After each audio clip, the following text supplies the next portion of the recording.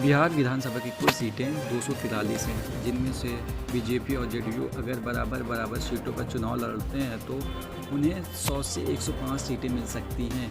इस लिहाज से 200 से 210 सीटें दो दलों के बीच बढ़ जाएंगी, क्योंकि बीजेपी और जेडीयू दोनों ही 100 से कम सीटों पर किसी भी सूरत में चुनाव नहीं लड़ेगी।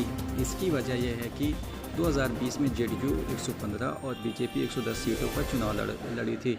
इस लिहाज से बीजेपी और जेडीयू पिछले चुनाव के मुकाबले कम सीटों पर चुनाव लड़ने के लिए अगर राज़ी होते हैं तो 33 सीटें से लेकर 43 सीटें इंडिया की बाकी तीन दलों को बांटी जाएंगी। चिराग पासवान के नेतृत्व वाली लोक जनशक्ति पार्टी ने 40 सीटों की डिमांड रखी है, जिसे पूरा किया नहीं जा सकता है। ऐसा माना जा रहा है कि चिराग पासवान को एनडीए में 20 से 25 सीटें मिल सकती हैं। मोर्चा और उपेंद्र कुशवाहा की आरएलएम को भी दी जा सकती। माना जा रहा है कि 5 से 7 सीटें मांझी और 2 से 4 सीटें कुशवाहा के खाते में जा सकती हैं। चिराग पासवान इंडिया के गाले की फांस।